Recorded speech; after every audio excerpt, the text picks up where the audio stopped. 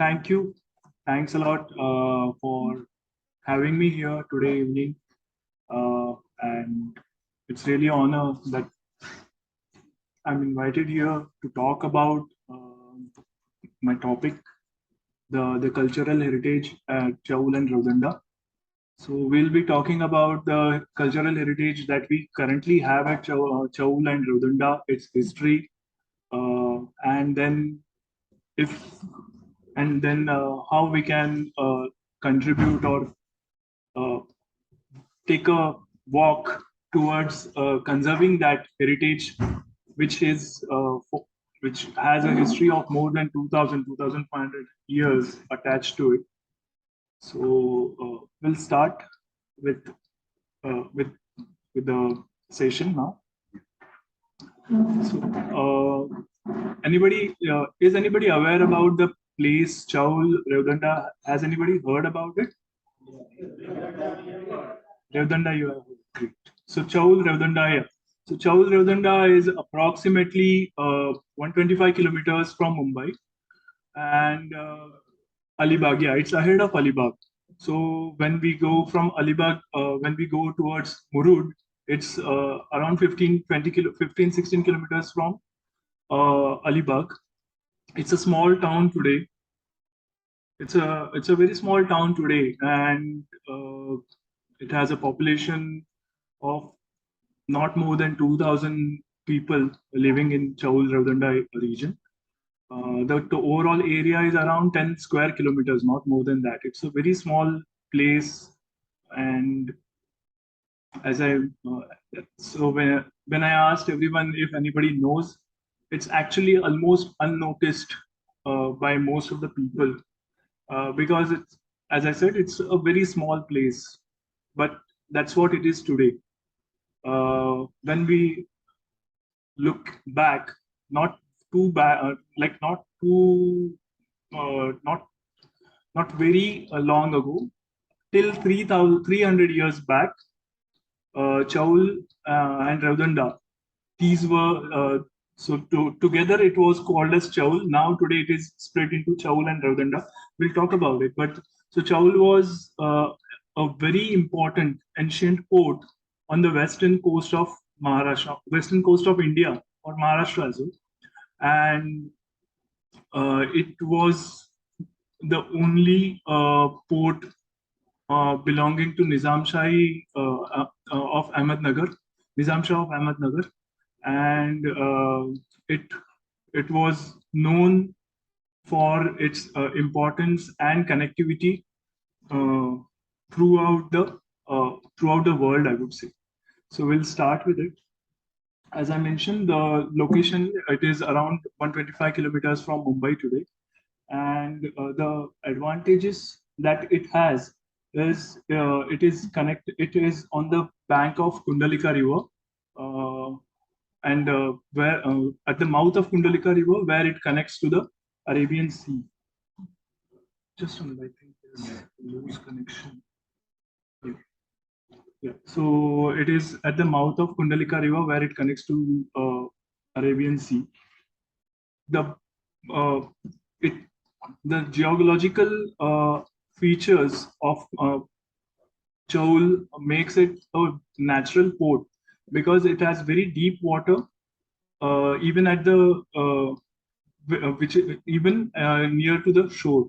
So that's the most important aspect or feature that it has got naturally, which makes it which made it an important natural harbor, which was used. And yeah, so connectivity wise, it had connection. It had very well connectivity with the Persian Gulf, African region, Cambay, Surat, and the northern India, and also towards the south, it was well connected with the other ports on the western coast of India. So looking at the so Chaul, as I mentioned, it has a history of more than 2,500 years. and it has been mentioned in many of the ancient texts, ancient inscriptions that we find in India, and even there are some international references about Chaul. So there are very numerous references, I would say more than hundreds of references that we have about Chaul. And based on these references, I have drafted this timeline.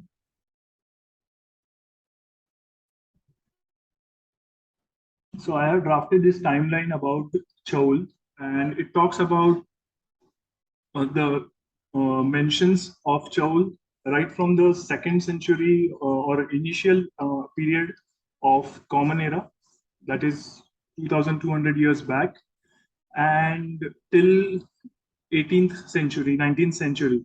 And then I have tried to color code it based on the different, based on the sources or the origins of those references, and made this timeline.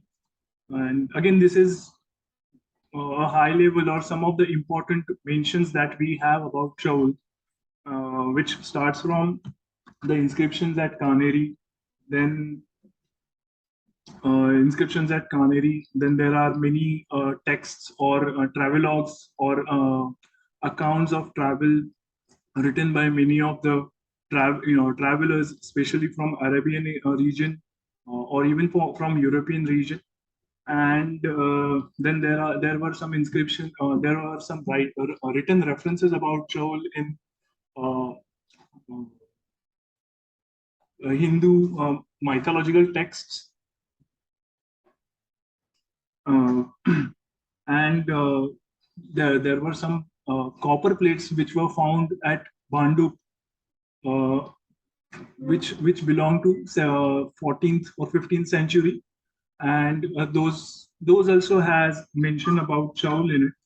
And then obviously the Maratha, the literature or the accounts and communications that happened during Maratha period or the Mughal period. So these are the different places where we find mentions about Chaul. To start with, we'll first talk about Kaneri. We'll see how it is mentioned in at Kaneri inscriptions. So everybody is aware about Kaneri caves, right? Kaneri caves in Mumbai. Great. So Kaneri caves is one of the oldest cave complex in India. It is largest cave complex in Maharashtra and Western Coast. It has more than 120 caves carved in rock. So those all are monolithic caves carved in basalt, and most of the caves are Buddhist caves. There are very few caves which also belong to Jain religion. So these Buddhist caves have reference to Chaul. Uh, Firstly, I'll talk about why the caves are carved out. So caves are basically carved out as Varshavas or a place of accommodation for the Buddhist monks who used to travel along the travel route with the traders community.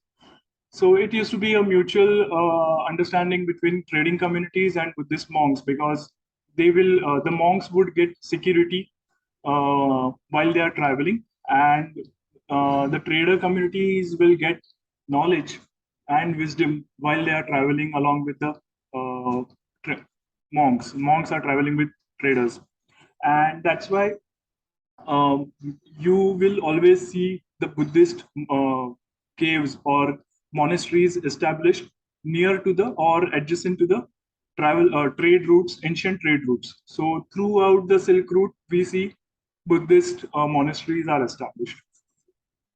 Since Sopara was one of the important trading route and one of the important center on trading route, we had a monastery established at Kaneri, which was also known as Krishnagiri in the past.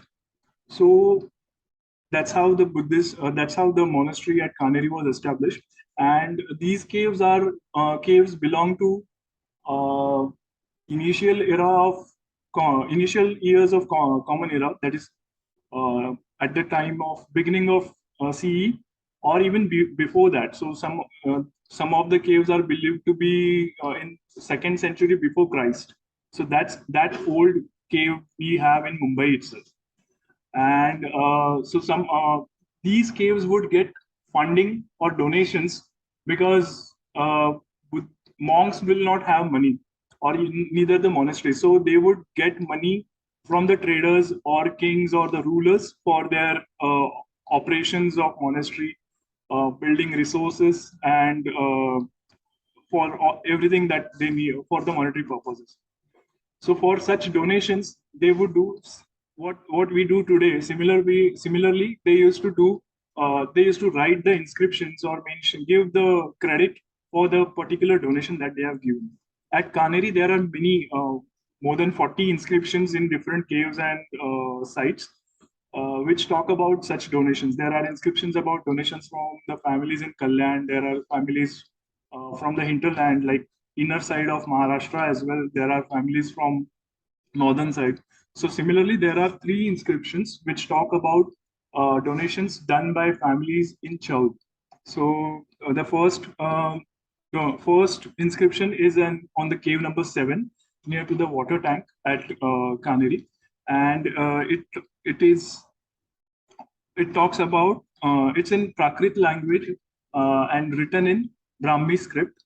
So the context of that inscription says that the water tank or the podi, as it is called in Prakrit, so is a gift from Salasadatta, son of the Hiranaka Rohinimita from Chemula.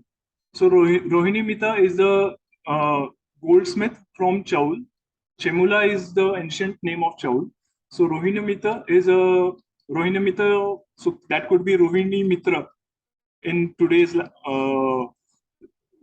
way we pronounce the names. So of the son of Rohini Mitra, Sulasadatta has donated funds for making this tank. That's what the first inscription says. The second is outside cave number 26, so which talks about the again similar way donations done for the bench which is there for sitting.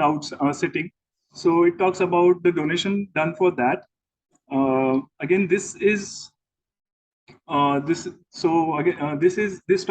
mentions Chaul as Chemula, but due to weathering, the most of the text is not readable. However, the words Chemula are still in readable condition.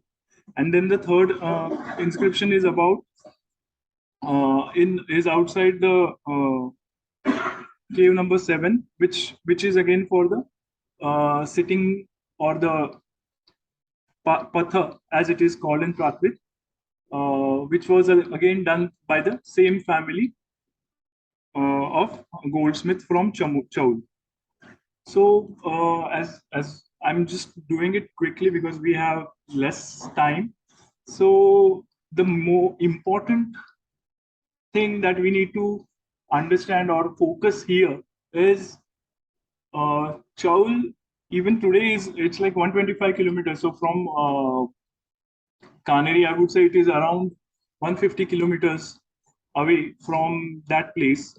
And there is a Buddhist monastery which is approximately 150 kilometers away. And 2000 years back, there was a family who was knowing that there is a monastery, was probably visiting the monastery at that time, and could afford to make a donation to a monastery for religious purpose or for social purpose. So they could do that. So we can see here we can see the maturity of the people, the society that was there at Chaul 2000 years back. Again, a small addition to the donations that I'm talking about here. So these donations used to be perpetual in nature, because when we are making a donation for any of the resource or asset, the asset has to be there or live there for till till the monastery is ongoing. And for this purpose, most of the donations used to be in form of land or a lump sum amount, which will also again generate money in during its lifetime, which will be used for the maintenance purpose of the assets which are donated. So here we can see again it's the same point that they had that level of mature society there, which could thought about it and could afford that level of, I would say, financially also they could afford it. So that's the first reference we have. Then there are many references about Chaul in many of the travelogues. So there were some initial period. There were some travelers from Italy or many European countries. Then there are many travelers from Arabian region who used to come and like visit Chaul for trading purposes. So Al Masudi is one of the known traveler or geologer who has who had visited and who has mentioned a lot in his travel logs about Shaul. Then Muhammad Idris is one more. Then about these two travelers, Al Masudi had visited during 10th century, and when he had visited in his travelogues, he mentions Chaul.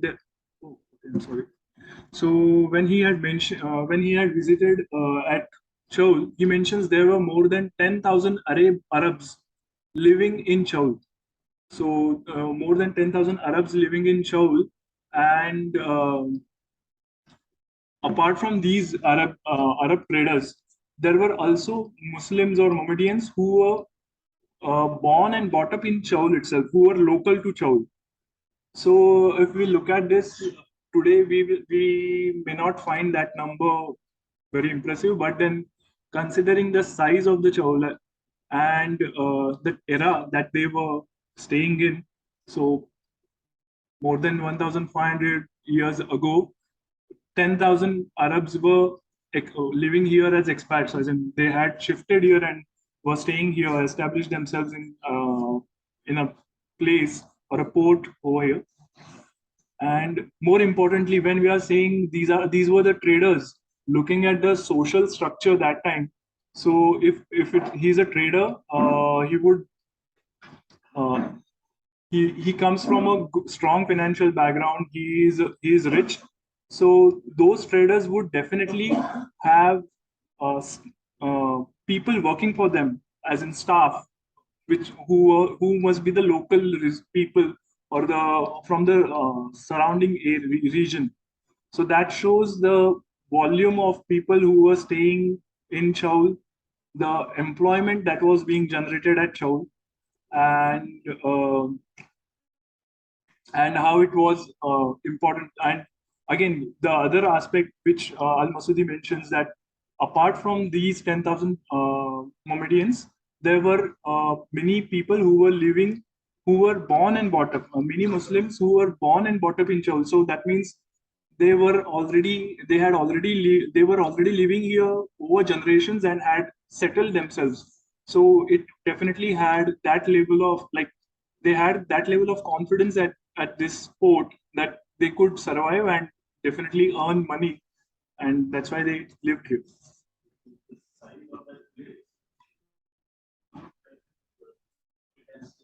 Yes, correct. So I'll come to that. So as I mentioned, the Chaul that is being referred here or in the past was much bigger.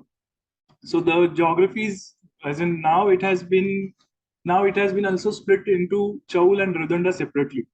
So, and there are many places, many like even the population has reduced in last few years for many reasons. There are most of the people move to Mumbai and other cities for employment purposes, because currently the only source of employment or source of earning there is agricultural activities, which is which is found in most of the Konkan region. People just move, or most of the India, I would say, agricultural activities. People have reduced and they are moving to the cities and bigger towns for earning purposes. One more thing which is mentioned in Al Masudi's travelogue or his writings is the king who was ruling here was very open-minded, and he had he had made a dedicated law system which would take care of any issues of the Mohammedan community. So even then, as in that time, they had a separate legal system for Muslim community because they had that much of like concentration, and obviously they were contributing to the king's revenue through the taxes and the trading that they were having. They were doing from Chaul. Uh, Nikitin is another traveler. So he was from Russia, and he was the first.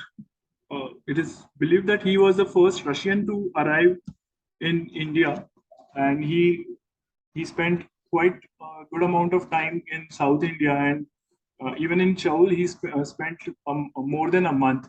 And he also mentions about Chaul, and even so today they have a memorial in his memory at Revdanda, near the Revdanda school. And in 1954, there was also a movie made by Indian NFDC and Russian cultural department, which based on his life, uh, which also had like they didn't mention about Chaul, but then yeah, it talks about. It was a very beautiful movie, which talks about the time and how the social structure was during 15th century.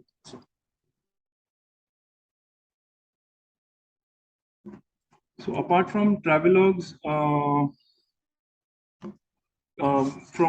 we'll talk about the sites or the monuments that we currently see at Chaul. So the we are lucky, I would say, that even today, there are many sites from different point of time in the past.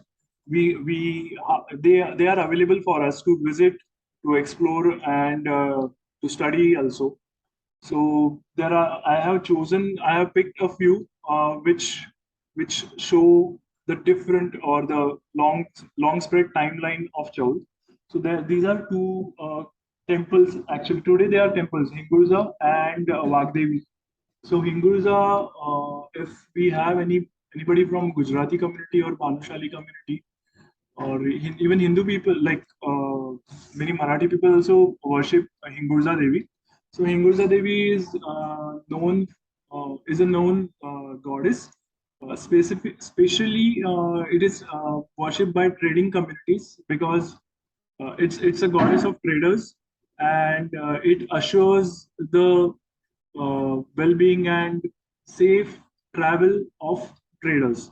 So today the temple that today's place where we have Hinguza Devi temple is actually a Buddhist cave site, and even today we see some of the structural aspects or components which are there. And so the first picture that we have is from Hinguza Devi temple.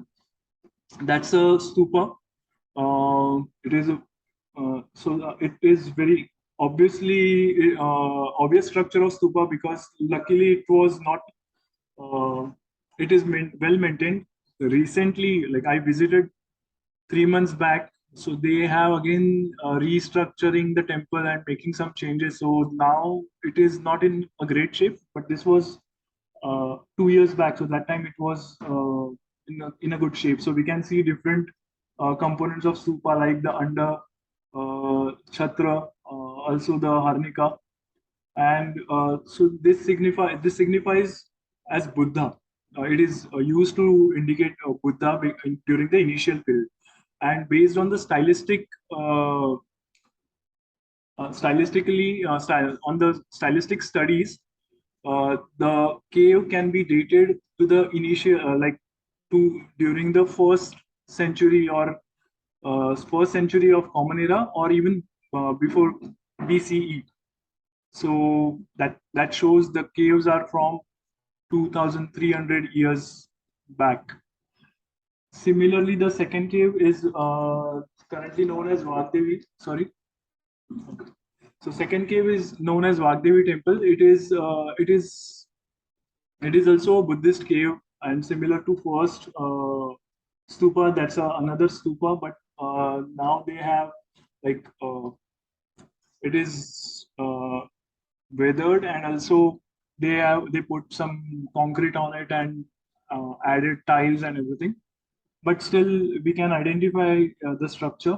And so these both originally these both sites or temples were Buddhist sites or Buddhist caves, which must be used by the monks for their Varsha Vasa, because again, since it was a trading center and Buddhist monasteries are always near or around the trading route, so that's why these monasteries or Buddhist caves were established over there and were used for worshipping purposes. Uh, Around 10th century or 11th century, the Buddhism in India declined and almost disappeared around 12th century. So after that, many like the new communities that arrived on in this region, so they started using these places of worship for their uh, religious purposes. Since it's a temple, since it's a place of worship, people tend to continue to use it for the same purpose. So, and since they were following some different community, some different really beliefs, so they started using it for their according to their convenience. And one has been used by the Bhanushali community for Hingurza temple. Another is used by local Patskarshi and Kori community for Vagdevi temples. Uh, Again,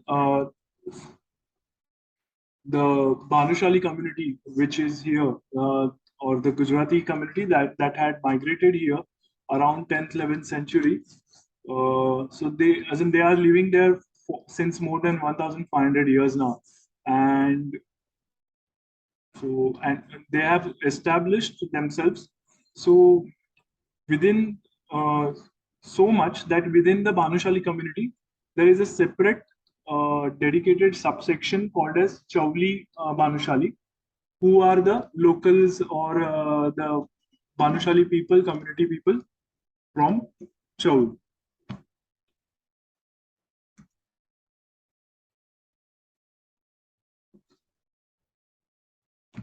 Similar to this, there are many other sites which are from same era. There are many caves which are there, so that can be explored. Then we'll talk about, well, we also have many archaeological findings. So since it was a trade center, it was very well connected to uh, globally. So right from Africa to even to the Far East, even China, uh, European region, etc. So we find uh, many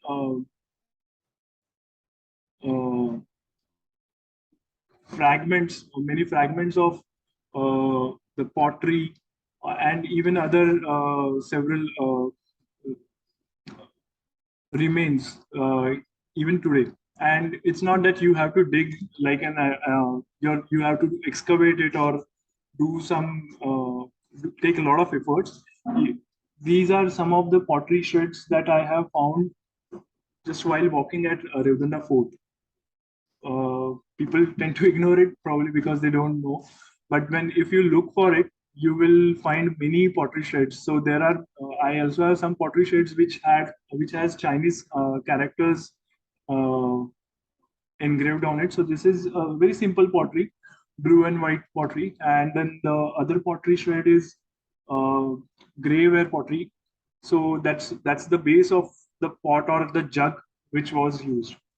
And there were proper excavations done at Chaul by Deccan College, where they discovered the material culture or uh, not just pottery, but then they also found a ring well, which was made during the third century of before Christ. So, as in, there are many places which are now, if even if you're going passing through the Chaul area, almost every 100 meters you will find the board of archaeological ASI saying this is a protected site and you are not supposed to do any exploration, or you're not supposed to do any construction in this area without permission. But then that is not followed because everything falls into private property of people who are living there, and they, for agricultural purpose, as in they have plantation, they have to store things, so they have to do something or the other. So but yeah, we find plenty of plenty of material in Chaul which which shows the grand time it had in past. So now I have given here some of the old maps from 12th, 13th, 15th, and 17th century, which had Chaul mentioned into that.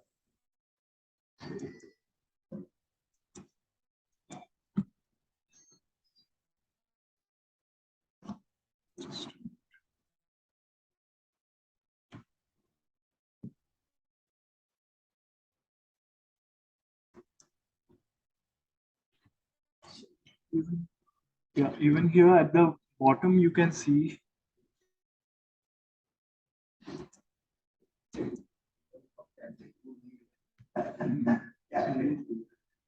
Chembur is not there.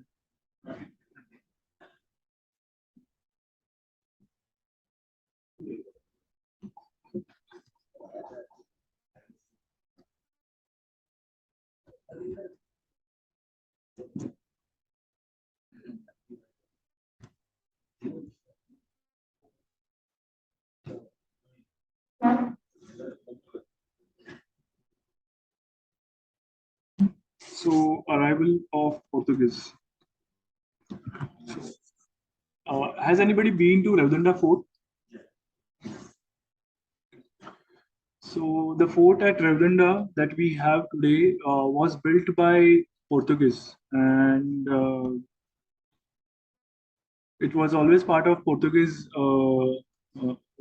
It was always part of Portuguese colony, and later on, for very small period of time, maybe 50 years or so, it was under Marathas, and then again it was handed over to Britishers, and after that it was just ignored, as in it's always been in a ignored state.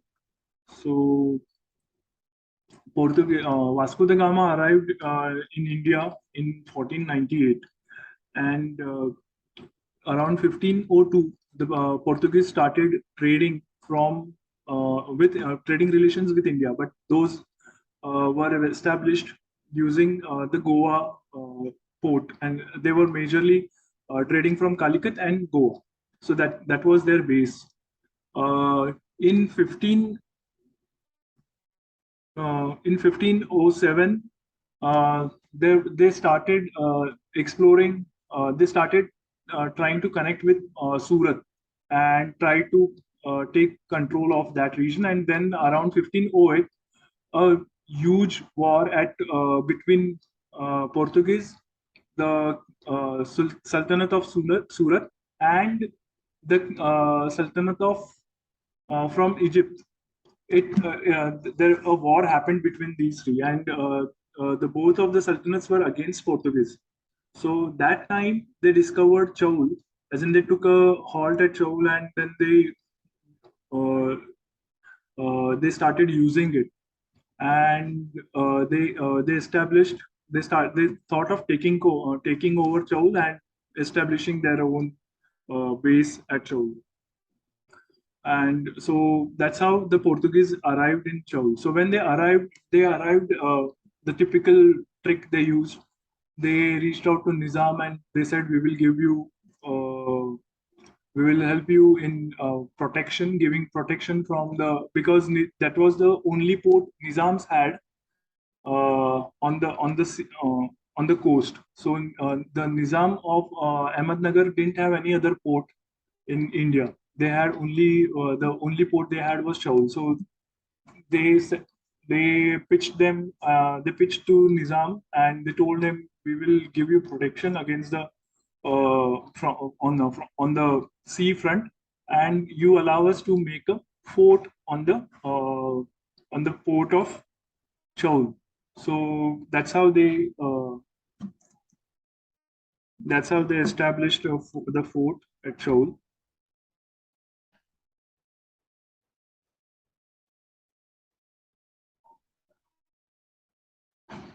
And the current Revdanda fort that we see here was actually built in 1625.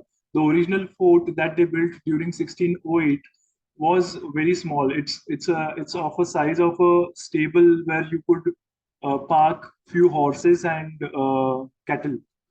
And for that, they used to pay 20,000 silver coins every year.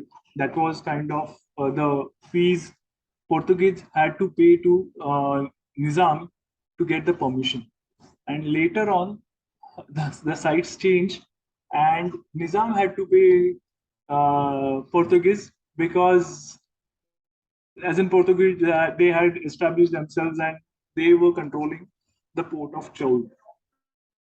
So year over year, they started making their base stronger at Chaul, and then slowly they captured it and took control of Chaul.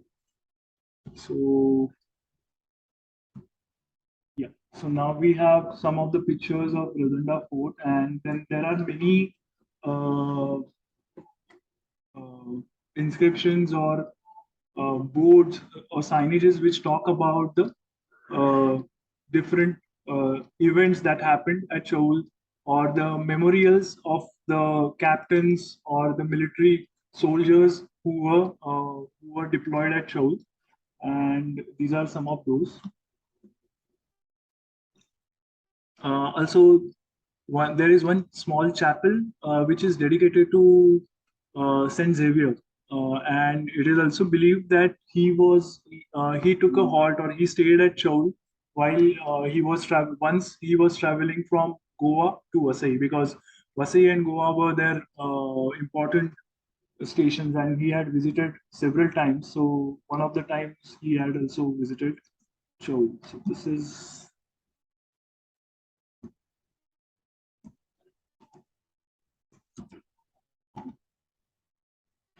actually, it's a video I'm trying to play.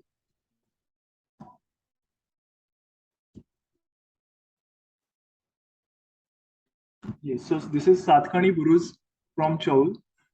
It's actually a tower inside the church, and it was used for it was part of church, and it was also used for as a watchtower.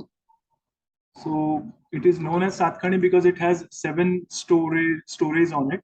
Currently, we don't have any staircase or any slab. There was no slab. It was all timber work. So it has gone. So currently, we have this standing structure, which which is iconic, and it's a very beautiful place as in to visit. And it's just adjacent to the beach, and you can spend good time around there. Then there are also different sites from Nizam period. So one is Kalavantanisa Mahal, which is actually a sarai or caravan sarai, which is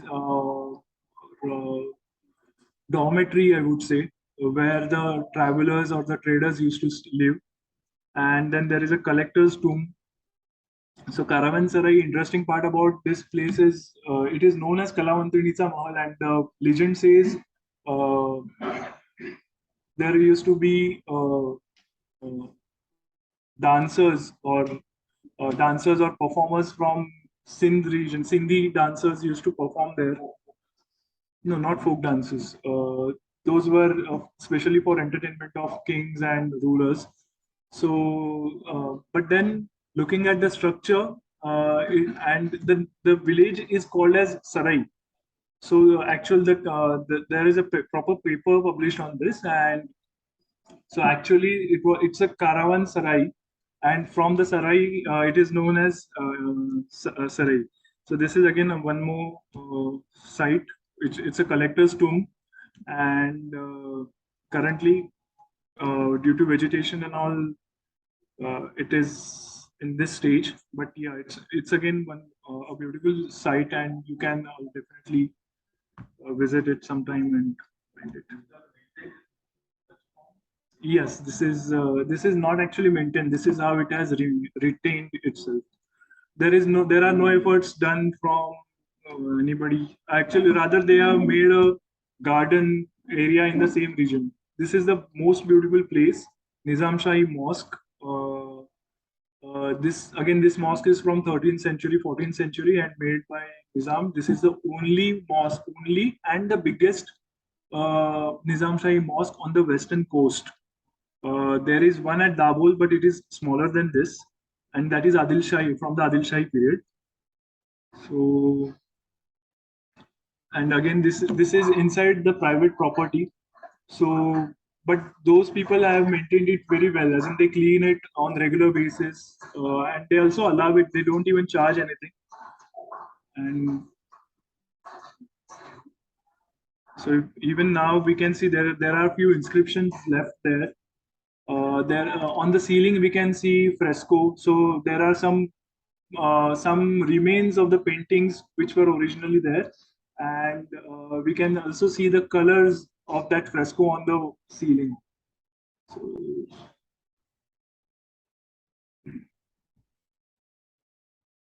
and there is just 100 200 meters away from this mosque, there is a bazaar kind of setup where we have this series of building shops. And when we explore it further, when we go inside, so this is how it is. And when we go inside the first shop, so there is inside we can see a tomb and then a structure like this. So again, this belongs to a family who lives nearby, and they are using it for their private consumption. So they keep their cattle in this uh, monument, and then they store their timber and grains and everything in that place. That's a hammam khana. Yes, yes, it's a proper hammam. It's a bathroom. It's a public bath. So there are bathtubs, and then you can also see channels through which the hot water and cold water was circulated, and proper waters were maintained in it. So again, that's a very beautiful structure. I'll just take 2 minutes more, and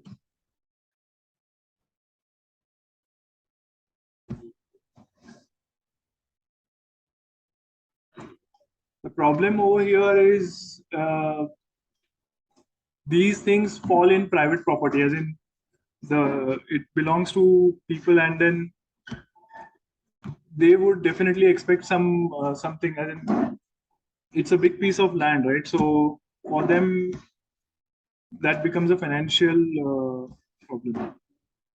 So currently, uh, the current Chaul that we talk about is only the Revdanda fort and near to the Rajkot fort that we see. That's known as Chaul today.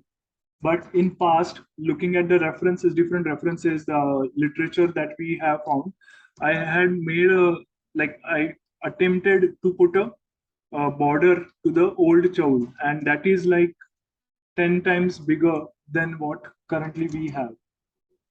So this was the ancient Chaul, and which was connected to the hinterland via Khopoli, and further it goes to Pune and then to the central Maharashtra. So it always had people from all different religions, right from Buddhist, Catholic, Hindu, Muslim, Jain, Jew community is like people had arrived on the coast of Nagav, which is like 5 kilometers from Chaul, and they also settled and established themselves very well. So that community is also there. So it was always a cosmopolitan city from the ancient times, and it had all the characteristics of a cosmopolitan city that anyone will have, like concentrated population, jobs, immigrations, uh, commercial activities happening, etc. And then later on, around 16th, 17th century, due to political changes, the focus on Chaul changed. So Portuguese were facing trouble due to arrival of Britishers. They were also being attacked from Bijapur and Mughals. So from all sides, they were getting they were getting into trouble, and because of that, they had to leave Chaul, and they handed it over to Marathas. And then after Marathas, it went to Britishers. And since Britishers arrived here, and they recently had got Mumbai, the cities of Mumbai, or the islands of Mumbai, from Portuguese. So they decided to focus on Mumbai because it was closer to Surat, and that they could develop it in a better way because they had more land available. They could do land filling, connect the islands. So Chaul got neglected. And thirdly, the geological reason for fall of Chaul was the because the sledge from the Kundalika River, it was filling the port side, and no measures were taken due to unstable political scenarios in Chaul. So it started losing its importance and functionality as the important port that it had, and then it became non-functional port in period of 100 years or so. As in, it had already started, but then earlier measures were taken, corrective actions were done, but then later on, due to negligence, that didn't happen. So that's the reason it, like, all these things happened in period of 100 150 years, and it lost its importance as the port. And lastly, the conservation part, heritage conservation part. So there are some things which we think can help to improve the heritage or to conserve the heritage at Chaul. For most important is awareness about the history and the site.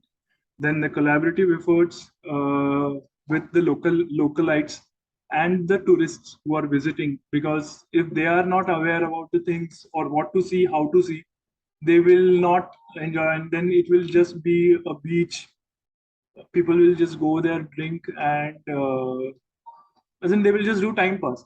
Basically, that's how even today Alibag is known as like mini Goa, where people, even rather Goa has many beautiful things, but again, Goa has got a different agenda altogether now. So that needs to be taken care. Uh, then skill enhancement for local service providers. That is also I'm working on some of the projects like this. So I do take walks and conduct events for societies like Asiatic Society, then Maritime Museum of Mumbai. So I'm going to do a walk for them. For Asiatic, I have done, and for other organizations, I have done heritage walks, which give information and an experience of the Chaul, how it should be enjoyed. Or and it's not that it's a study tour, it's a proper, like, people do enjoy that.